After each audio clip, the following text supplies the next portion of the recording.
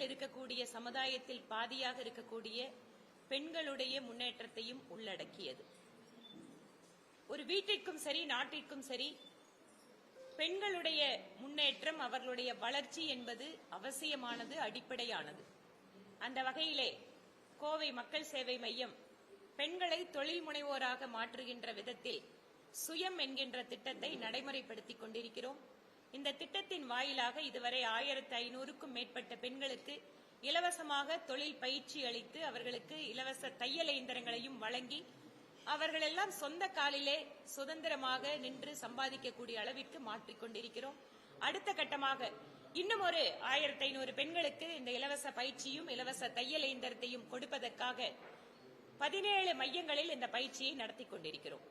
இது இன்று துவங்கப்பட்டிருப்பது 17வது மையம் வடவள்ளியிலே. வனவாசி கல்யாண் கேந்திரத்தினுடைய இந்த கட்டடத்தில் இந்த பயிற்சி மையம் வடவள்ளி பகுதியில் இருக்கக்கூடிய பெண்களுக்கெல்லாம் இலவசமாக தையல் பயிற்சியை கொடுத்து பயிற்சி முடிந்ததற்கு பின்பாக மத்திய அரசாங்கத்தினுடைய சமர்த் என்கின்ற திட்டத்தில் திருப்பூர் ஏற்றுமதியாளர் சங்கத்தோடு இணைந்து இந்த பயிற்சியை கொடுத்துட்டு இருக்கோம். அந்த சமர்த் என்கின்ற திட்டத்தினுடைய சான்றிதழை அவர்கள் பெறுவார்கள் என்றால் மத்திய அரசாங்கத்தினுடைய மாநில அரசாங்கத்தினுடைய தொழில் உதவிக்கான கடன் உதவியை எளிதாக பெற முடியும். அதற்கான வாய்ப்புகளையும் உருவாக்கி கொடுக்கிறோம். அவை இல்லாமல் குறிப்பாக வறிய நிலையில் இருக்கக்கூடிய பெண்களுக்கு அத்தனை பேருக்குமே இலவசமாக தையல் இயந்திரங்களை கொடுப்பதற்காகவும் ஏற்பாடு செய்து கொண்டிருக்கிறோம். இன்று இந்த சுயம் திட்டத்தினுடைய வாயிலாக கோவை மாவட்டத்தில் இருக்கக்கூடிய பெண்கள் புதிய வாய்ப்புகளையும் பயிற்சிகளையும் பெற்று வாழ்க்கையில் முன்னேறுவதற்கான ஒரு மிக நல்ல சந்தர்ப்பத்தை நாங்கள் செய்து கொண்டிருக்கிறோம் என்பது எங்கள் அனைவருக்கும் மகிழ்ச்சி. சிவகங்கை மாவட்டத்தில் நாட்காடி கிராமத்துக்கு போயிருக்காங்க. தமிழ்நாடு அரசுடைய நிலைமையை பார்க்கறதுக்கு காலி பண்ணிருக்காங்க. தமிழ்நாடு அரசாங்கத்தின் நீ கோயம்புத்தூர் கூட டவுன்ஹால் போலீஸ் ஸ்டேஷன்ல ஒரு படியை சூசைட் பண்ணியிருக்காரு.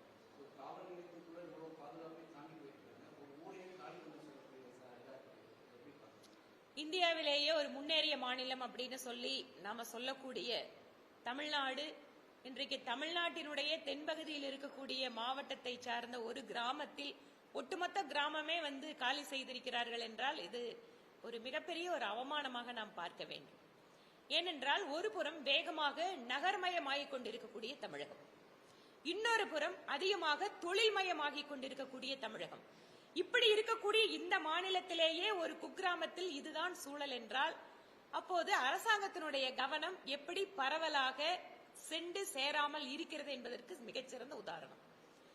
எங்கெங்கெல்லாம் வாய்ப்பு கிடைக்குதோ அங்கெல்லாம் மன்னராக அப்பாவும் இளவரசராக மகனும் இந்த தமிழ்நாடு ஏதோ தங்களுக்குத்தான் சொந்தம் என்கின்றது போல் அவர்களுடைய பாவனைகள் இருக்கிறதே தவிர அவர்களுடைய அரசாங்கத்தில் இது அனைவருக்குமான அரசாக இல்லை என்பது தெரிய வருகிறது. அதனால் இந்த விஷயத்தில் குறிப்பாக அந்த கிராமத்தில் எதற்காக மக்கள் அப்படி காலி செய்து போகிறார்கள், அவர்களுக்கான வசதிகள் என்ன, தேவைகள் என்ன என்பதை உடனடியாக அந்த மாவட்டத்தினுடைய ஆட்சியர் அவர்களும் உடனடியாக மாநிலத்தினுடைய முதலமைச்சர் அவர்களும் இதில் கவனத்தை எடுத்து அந்த கிராமத்தினுடைய மக்களுக்கு உதவி செய்ய வேண்டும் என்பது எங்கள் கோரிக்கை. இரண்டாவது, நீங்க சொன்ன மாதிரி காவல் நிலையத்தில் காவலர்கள் தாக்குதல், தற்கொலை அல்லது காவல் நிலைய அதிகாரிகள் மீது திமுக கட்சிக்காரர்கள் தாக்குதல், இந்த அவர்களுக்கு நடக்கக்கூடிய அவமானங்கள். இன்னொரு புறம் காவல்துறை சுதந்திரமாக செயல்படாமல் விட்டதன் காரணமாக நடைபெற்றுக் கொண்டிருக்கக்கூடிய கொலை கொள்ளை சம்பவங்கள், சட்டம் ஒழுங்கு, ஒட்டுமொத்தமாக தமிழகம் இன்று ஏதோ ஒரு அரசு சட்டத்தின்படி நடக்கின்றது அப்படிங்கிற ஒரு உணர்வே இல்லாமல் கட்டுப்பாடற்ற ஒரு சூழலில் சென்று கொண்டிருக்கிறதோ என்கின்ற அச்சம் சாதாரண மக்களுக்கு வந்து கொண்டிருக்கிறது.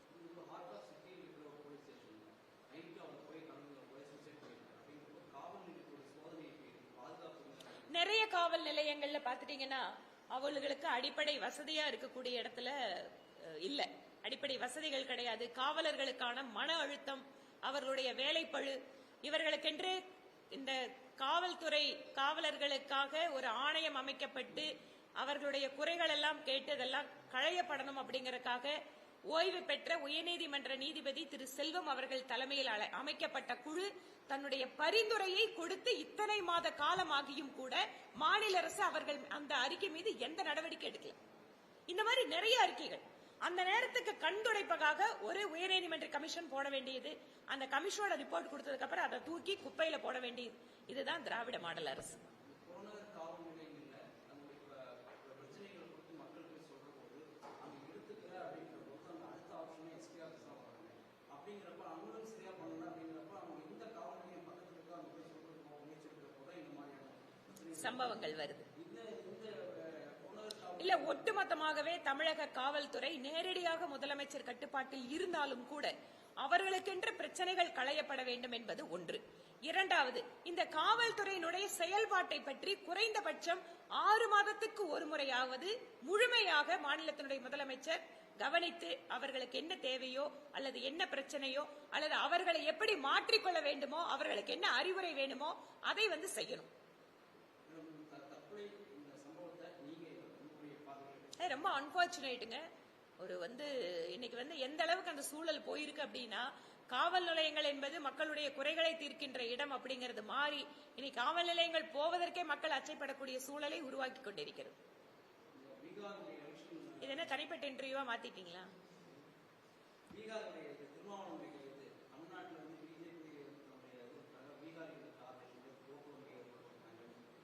நான் இது தொடர்பா ஏற்கனவே முந்தானத்து இது தொடர்பா பதில் சொல்லி இருந்தேன்.